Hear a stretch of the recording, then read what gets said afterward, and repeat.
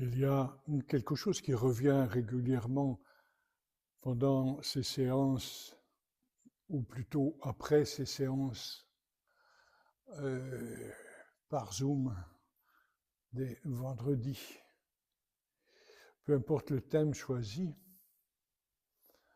il y a souvent des réactions qui sont de l'ordre de « c'est trop avancé, je ne sais pas suivre, tu m'as perdu ».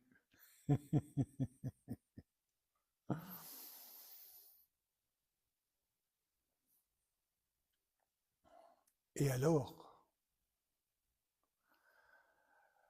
je me souviens quand Michel et moi, on suivait Vladi, au début, c'était... Bon, je vais vous raconter ça.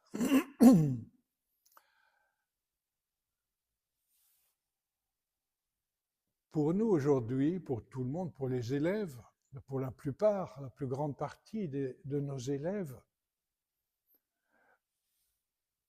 tenir le ballon en main, c'est quelque chose qui est devenu tellement facile. On fait tous et toutes des journées portes ouvertes, des cours d'introduction, de démonstration, et on fait prendre aux gens ce ballon de chi, et on les fait sentir leur ballon de chi. On a appris comment faire. Et puis, il y a aussi, en plus de l'apprentissage, il y a l'entraînement. Et les deux sont importants. Je ne me souviens plus combien de temps il m'a fallu, avec Vladi comme enseignant, combien de temps il m'a fallu pour sentir le ballon de chi. Je me souviens juste qu'à un moment donné, nous étions en balade.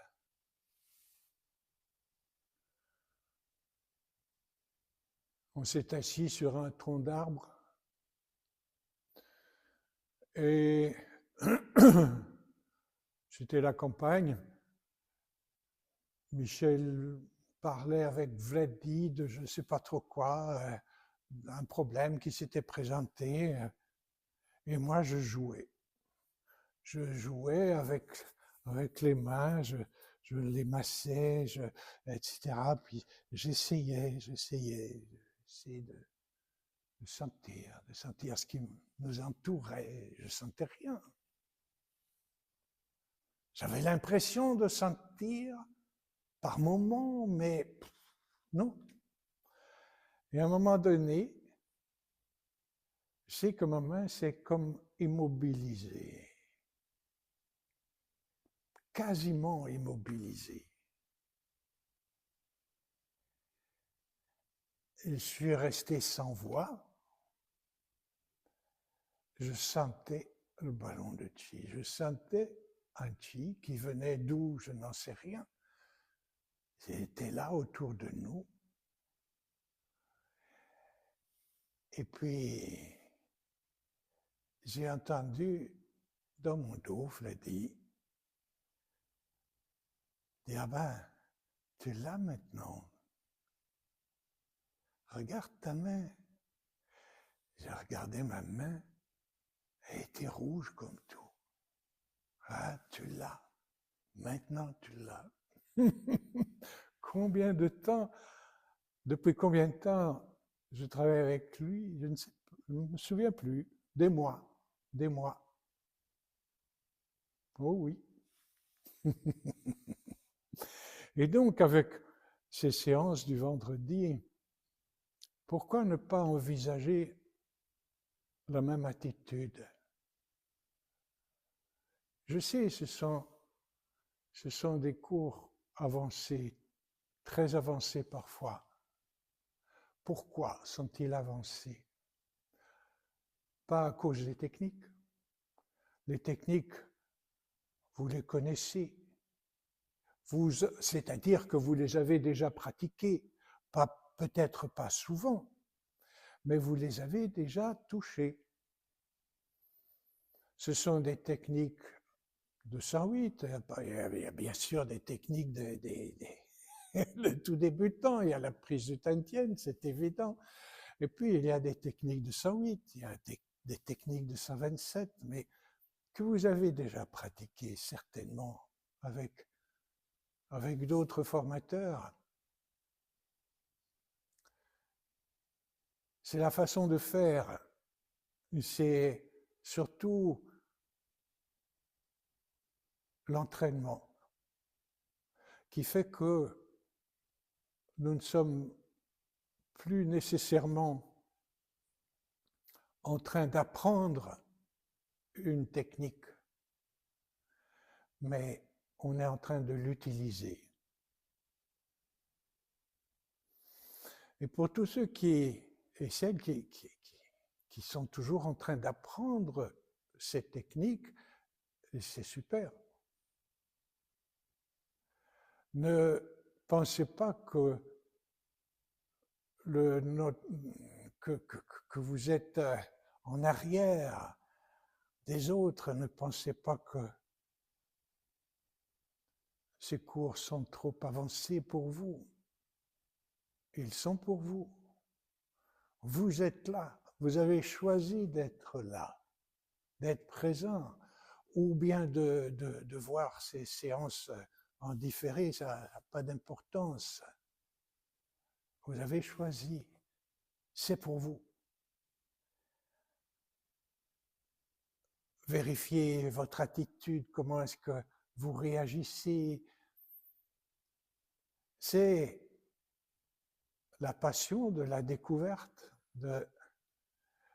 et aussi de où est la différence entre ah non, c'est trop avancé pour moi et ah mais je comprends pas la vie. Ce qui ne m'empêche pas de prendre le Tantien, de sentir la vie entre mes mains, de sentir la vie dans mon corps, autour de moi, chez les autres, dans les arbres. Je ne comprends pas la vie. Il n'y a pas de différence.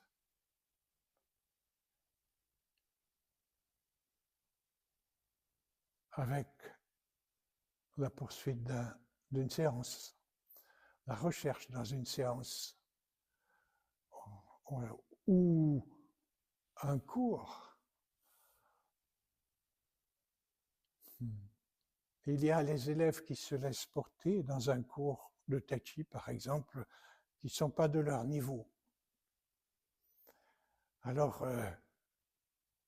ils se laissent porter et ils sont heureux de se laisser porter, de participer à quelque chose qui c'est trouble, bien sûr, mais qui les inclut et non pas qui les exclut. Qui exclut? Ce n'est pas l'enseignant, c'est l'élève qui s'exclut lui-même. Voilà le genre de réflexion, mais ceci donc pour vous rassurer un petit peu, et puis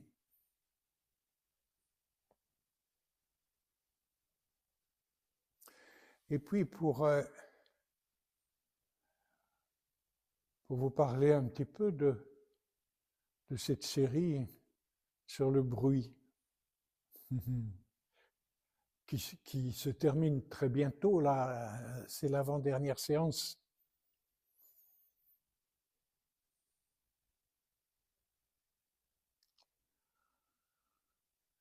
Pas facile de faire le silence. Est-ce que le silence existe? D'après je ne sais plus qui, dont je vous ai déjà parlé, c'est un ingénieur l'électronique qui s'est passionné par les enregistrements et le silence dans la nature. Et ce gars est en train de, depuis longtemps, est en train d'enregistrer ce qui se passe dans tous les coins du monde. Il a écrit un livre merveilleux à ce sujet. Et il fait la constatation que il ne reste à sa connaissance plus que 1 ou 2 endroits, et encore, sur la planète entière, où il n'y a pas, où on n'entend pas les humains. Un avion passé, quelque chose du genre.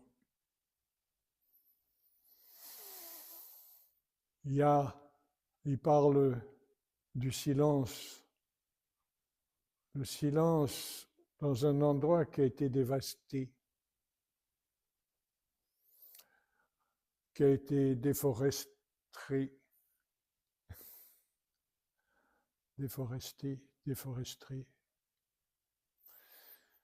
où on a enlevé tous les arbres. Parce qu'il faut des arbres pour construire des maisons, pour faire des tas de choses, des tas de meubles, des tas de choses qui, dans notre recherche, ce sont toutes ces choses-là qui font du bruit. Un bruit terrible. Parce que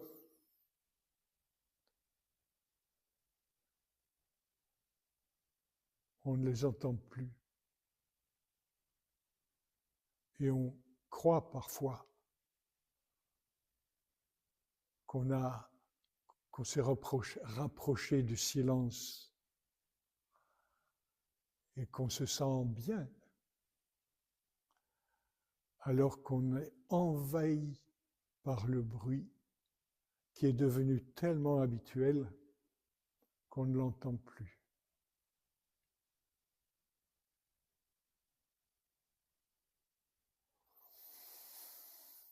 Ce bruit tellement habituel, c'est curieux de le dire comme ça, c'est curieux de le souligner comme ça, dans une école où nous enseignons le Qi. Et que pour enseigner le Qi, nous insistons énormément, nous revenons chaque fois à la charge. Oui, nous enseignons le Qi, mais en passant par le corps.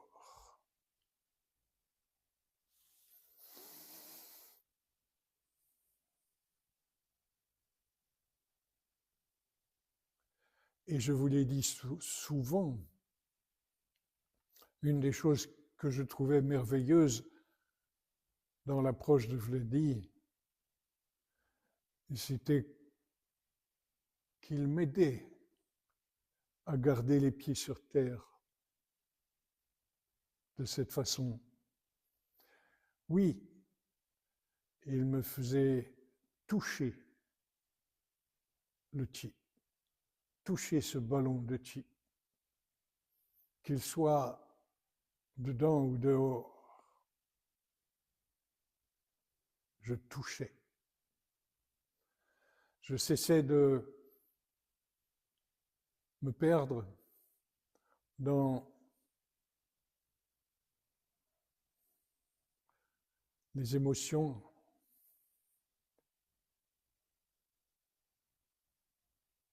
dans les réflexions, dans les comparaisons, dans tout ce que on m'avait enseigné et qu'on continuait de m'enseigner.